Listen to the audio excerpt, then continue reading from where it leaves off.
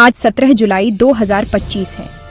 मध्य पूर्व एक बार फिर युद्ध की आग में झुलस रहा है।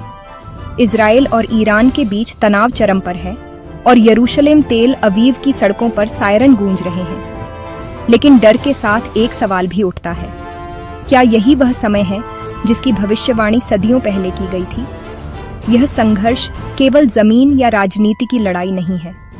इसकी जड़ें इब्राहिम के धर्मों की नींव तक जाती हैं। बाइबल और कुरान दोनों में यरूशलेम के आसपास निर्णायक युद्धों का जिक्र है। आज जब हम ऑपरेशन राइजिंग लायन जैसे नाम सुनते हैं तो लगता है मानो इतिहास और धर्म एक साथ चल रहे हैं।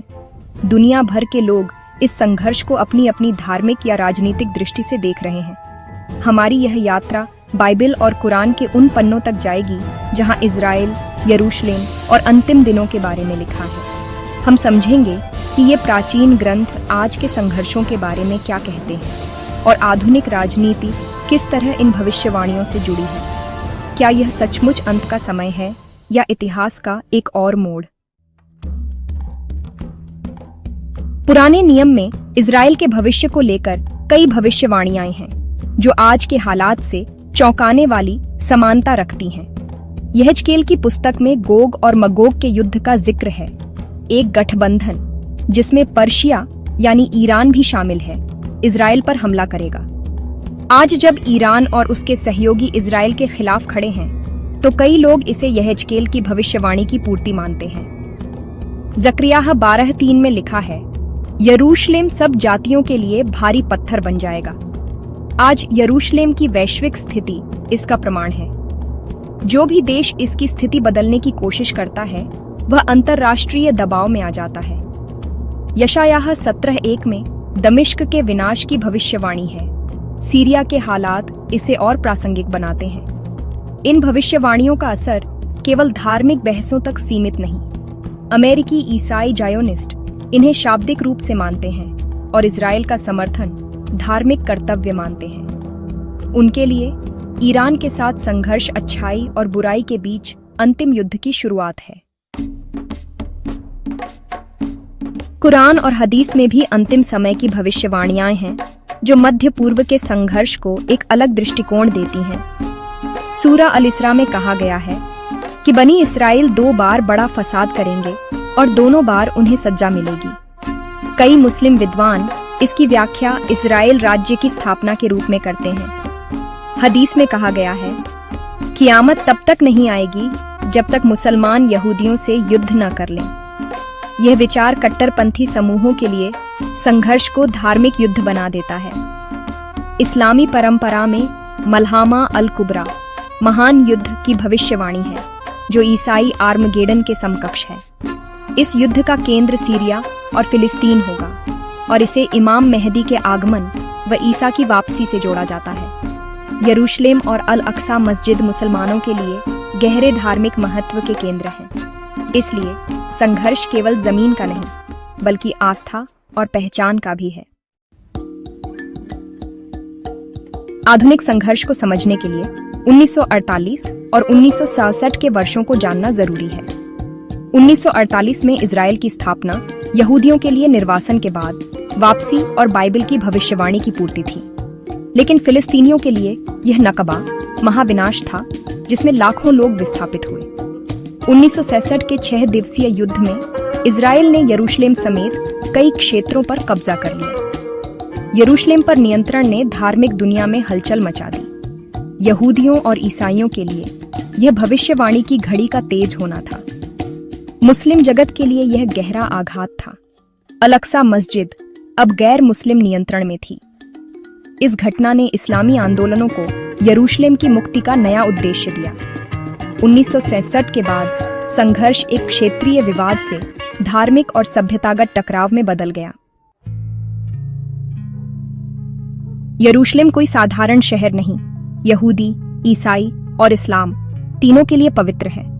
यहूदियों के लिए ये राजा डेविड की राजधानी और सुलेमान के मंदिर का स्थान है। ईसाइयों के लिए यरूशलेम वह जगह है जहां ईसा मसीह को सूली पर चढ़ाया गया और वे पुनर्जीवित हुए।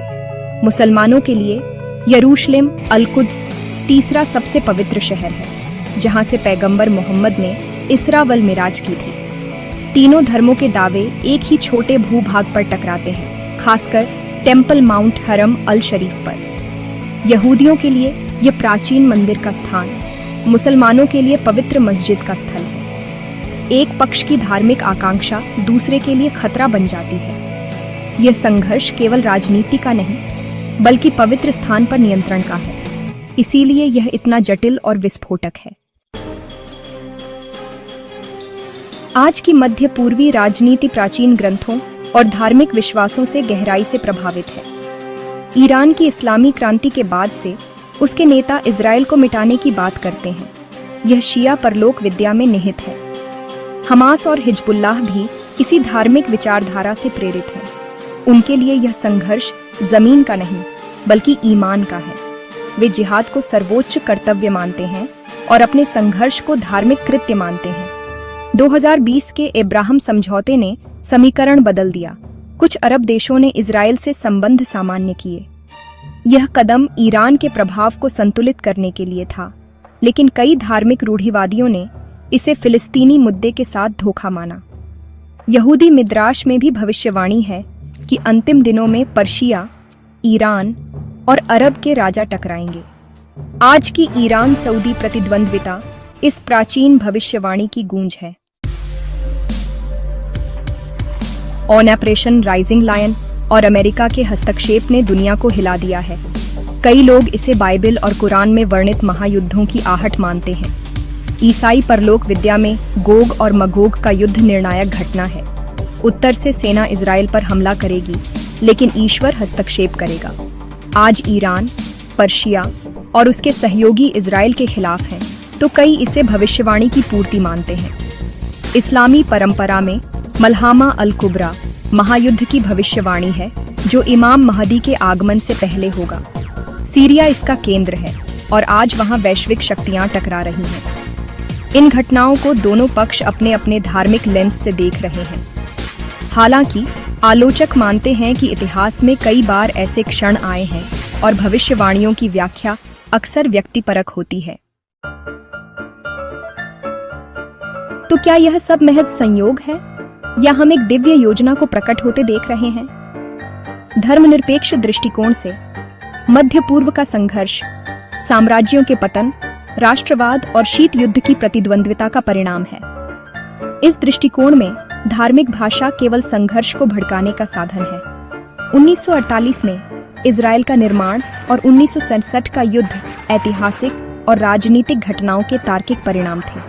दूसरी ओर आस्था का दृष्टिकोण इन घटनाओं को एक बड़े आध्यात्मिक नाटक का हिस्सा मानता है। उनके लिए इजराइल का पुनर्जन्म और यरूशलेम का महत्व संयोग नहीं, बल्कि ईश्वर की योजना है। यह विश्वास केवल कुछ कट्टरपंथियों तक सीमित नहीं, लाखों साधारण लोग भी इसे जीते हैं। इसलिए यह संघर्ष केवल जमीन पर नहीं, बल्कि दिलों और दिमागों में भी लड़ा जा रहा है। हम एक ऐसे चौराहे पर हैं जहां इतिहास, राजनीति और धर्म टकरा रहे हैं। क्या यह अंत का समय है? घटनाओं का क्रम भविष्यवाणियों से मेल खाता है, लेकिन कोई सरल उत्तर नहीं है। इतिहास बताता है कि हर युग में लोग अपने समय की उथल-पुथल में अंत समय के संकेत देखते आए हैं। भविष्यवाणियों की व्याख्या अक्सर अस्पष्ट होती है और राजनीति अप्रत्याशित मोड़ ले सकती है। सबसे महत्वपूर्ण सबक यह है कि धार्मिक विश्वास इस संघर्ष में एक शक्तिशाली शक्ति है। इन विश्वासों को समझे बिना हम मध्य पूर्व की राजनीति को नहीं समझ सकते। बाइबल और कुरान दोनों ही अपने अनुयायियों को जागते रहने और विनम्रता का संदेश देते हैं। शायद असली चुनौती है घृणा और भय के बीच शांति, समझ और करुणा का मार्ग खोजना।